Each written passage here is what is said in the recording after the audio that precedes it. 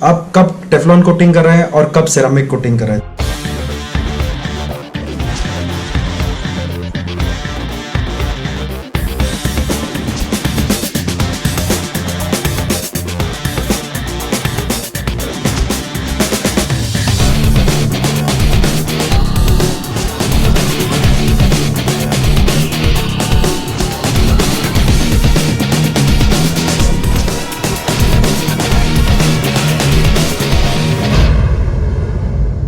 जय Jagannath and welcome back to my YouTube channel रोवर हाइटल। और ये वीडियो को लास्ट तक देखना मत भूलिए, क्योंकि लास्ट में मैं आपको बताने वाला हूँ कि कब आप सेरामिक कोटिंग कर सकते हो और कब आप टेफ्लॉन कोटिंग कर सकते हो। ये बहुत ज़्यादा डाउट होता है बहुत लोगों के मन में, तो ये डाउट मैं आज क्लियर करने वाला हूँ। तो ये वीडियो को पूरा देखिए, और अगर आपका डाउट क्लियर हुआ तो इस वीडियो को लाइक, शेयर और सब्सक्राइब करना मत भूलिए। तो हुआ यह है कि कल मैं अपनी गाड़ी जो है डिटेलिंग मैक्स में दे के आया हूँ। डिटेलिंग मैक्स भुवनेश्वर का एक बहुत ही अच्छा शोरूम है, जहाँ पे वो लोग कार डिटेलिंग का वर्क करते हैं। तो मेरे तरफ से तो रिकमेंडेड है कि अगर आप लोग कहीं भी मतलब भुवनेश्वर पे के आसपास हैं और उड़ीसा में और आप कार डिटेलिंग वर्क करवाना चाहते हैं तो आप डिटेलिंग मैक्स ज़रूर जा सकते हैं। ये कोई भी प्रमोशन वीडियो नहीं है, यह मैं खुद के एक्सपीरियंस से आप लोगों को बता रहा हूँ। तो मेरी जो गाड़ी थी वो इस येलो बाउंड्री के जस्ट पीछे लास्ट 30 दिन से खड़ी थी, और ऊपर से जो पेड़ आपको दिख रहा है उससे फल और पत्ते पड़ के उसका हालत बहुत ही बुरा हो गया था। हे गाइस, सो अभी हम लोग हैं डिटेलिंग मैक्स भुवनेश्वर के शोरूम में, और ये मेरी गाड़ी की हालत है जो आप देख पा रहे हैं। पेड़ से ऊपर से फल और पत्ते गिर के इसका हालत क्या हो चुका है। ये इसका फ्रंट हालत है, और मैं इसका साइड प्रोफाइल भी आप लोगों को दिखाऊंगा। फ्रंट से तो पूरी गई है ये, इसकी हालत बहुत ही बेकार है। और ये रही इसकी साइड प्रोफाइल, साइड से भी देखिए कितनी बुरी है अभी। तो अभी देखते हैं काम होने के बाद गाड़ी कैसा दिखता है।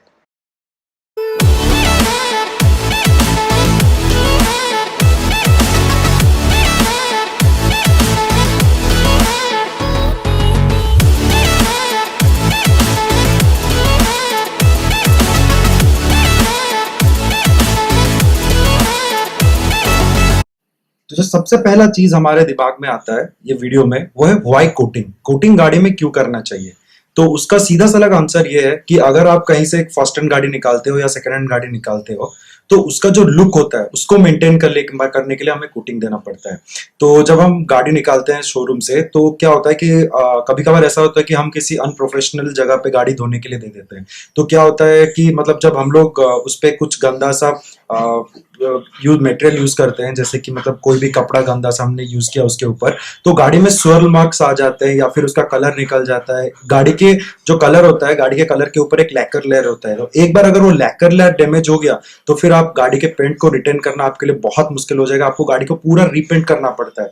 तो उससे अच्छा है कि आप कोटिंग करवा दो। कोटिंग करने से क्या फायदा होता है कि वो कोटिंग डैमेज होता है, आपका लैकर लेयर बिल्कुल भी डैमेज नहीं होता, तो उससे गाड़ी का जो पेंट होता है वो बच के रहता है। तो ये जो भी कोटिंग आप करवाते हैं, इस कोटिंग का मेन काम यही होता है कि जब गाड़ी को कोई भी डैमेज पड़ता है, मतलब पेंट को कोई भी डैमेज होने वाला होता है, वो डैमेज ये कोटिंग ले लेता है, और आपकी गाड़ी वैसी की वैसी ही रहती है। आपका इंटीरियर जो ओरिजिनल पेंट है गाड़ी का, उस पर कभी कोई फर्क नहीं पड़ता। तो कोटिंग आप करवाइए ताकि आपकी गाड़ी की जो ओरिजिनल चमक है वो अंत तक बरकरार रहे।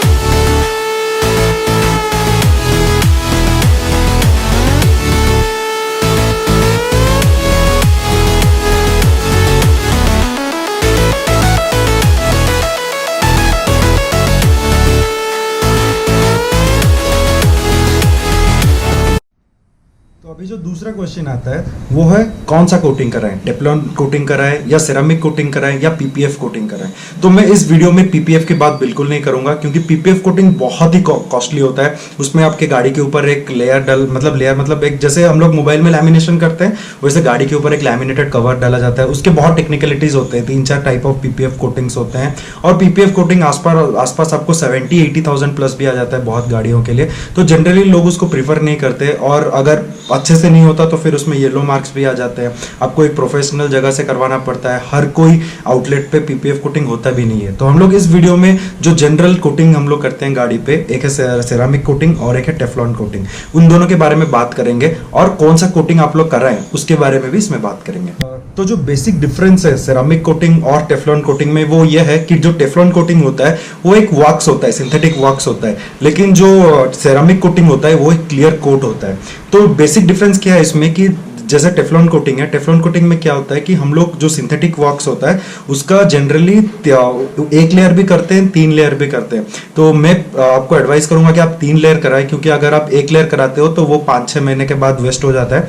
और अगर आप 3 लेयर कराते हो और गाड़ी को अच्छे से आप मेंटेन करते हो, गाड़ी को ठीक जगह पे रखते हो, ढक के रखते हो, तो वो आराम से 1.5 से 2 साल तक आराम से चला जाता है। तो और सेरामिक कोटिंग क्या होता है ना, ये जो 3 लेयर का हम सिंथेटिक वॉक्स करते हैं उसके बाद उसके ऊपर एक सीलेंट डाला जाता है, जिससे आपकी गाड़ी की ग्लॉसी फिनिश आ जाती है। और फिर उसके ऊपर ये जो क्लियर कोट होता है अपना सेरामिक कोटिंग का, वो सेरामिक कोटिंग का क्लियर कोट डाला जाता है। ये 2 टाइप के होते हैं, एक आता है आपका 9H कोटिंग, एक आता है आपका 10H कोटिंग। तो वो आपके ऊपर है कि आप कितना अफोर्ड कर सकते हो, आप उसके हिसाब से डालोगे। ज्यादा डिफरेंस नहीं होता, लेकिन वो आपके प्राइस रेंज के ऊपर डिपेंड करता है।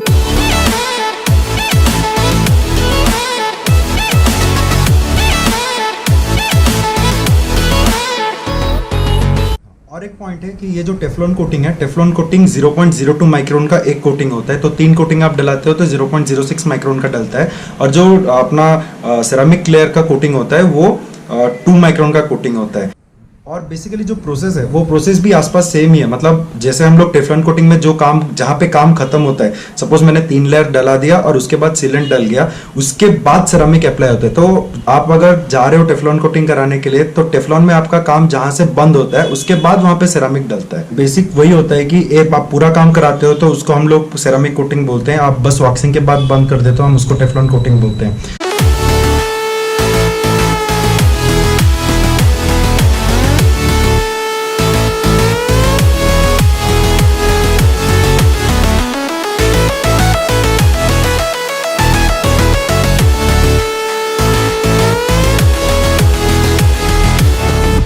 तो अभी मेन चीज आता है कि मतलब आप कब टेफ्लॉन कोटिंग कर रहे हैं और कब सेरामिक कोटिंग कर रहे हैं। तो इसके बहुत सारे फैक्टर्स है जो मैं आपको बताता हूँ। सबसे पहला फैक्टर है कि आपने नई गाड़ी निकाली है।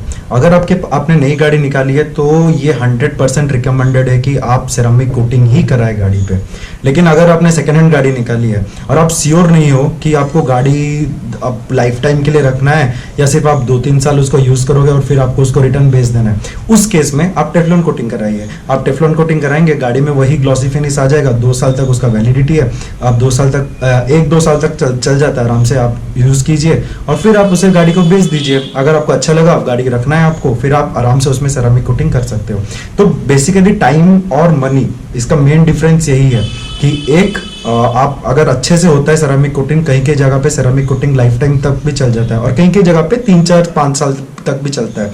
और जो टेफ्लॉन कोटिंग होता है वो 1.5 से 2 साल तक ही चलता है। तो यही 2 डिफरेंस है। अगर आपको गाड़ी हमेशा के लिए अपने पास रखना है तो आप सेरामिक कोटिंग कराइए, क्योंकि सेरामिक कोटिंग बहुत ज़्यादा ड्यूरेबल है और उसका प्राइस भी उस हिसाब से थोड़ा ज़्यादा है। लेकिन जो टेफ्लॉन कोटिंग होता है वो अफोर्डेबल है, नो डाउट, लेकिन उसका टाइम पीरियड 1.5 ईयर्स मैक्स आपको मिल जाएगा। तो अगर आपको गाड़ी हमेशा के लिए अपने पास रखना है तो 100% सेरामिक कोटिंग कराइए। और अगर आपको गाड़ी कुछ दिनों के लिए रखना है, 1-2 साल के लिए रखना है और आप अभी श्योर नहीं हो, लेकिन आपको अपने गाड़ी में फिनिशिंग चाहिए, अच्छा सा लुक चाहिए, तो आप टेफ्लॉन कोटिंग के लिए जाइए।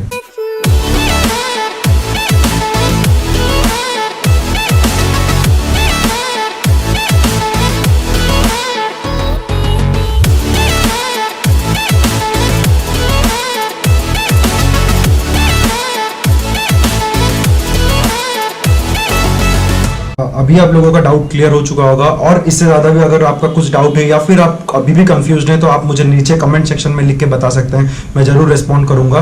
और जैसे कि मैंने पहले बताया था, डिटेलिंग मैक्स भुवनेश्वर का बहुत अच्छा शोरूम है। आप वहाँ पे जाके आराम से अपना काम करवा सकते हैं। वो लोग बाइक डिटेलिंग का भी वर्क करते हैं, ये सिर्फ कार डिटेलिंग की बात नहीं है। अगर आप अपने बाइक में भी यही सब काम करवाना चाहते हैं तो आप वहाँ पे जाके आराम से कर सकते हैं। वहाँ पे paint restoration, underground body rust, interior detailing, ये सब वर्क्स भी होते हैं। और मेरे गाड़ी में मैंने अंडरग्राउंड रस्टिंग और इंटीरियर डिटेलिंग भी करवाया है, बहुत अच्छा किया है। पर्सनल एक्सपीरियंस से बोल रहा हूँ, आप वहाँ पे जरूर जाके ट्राई कीजिए।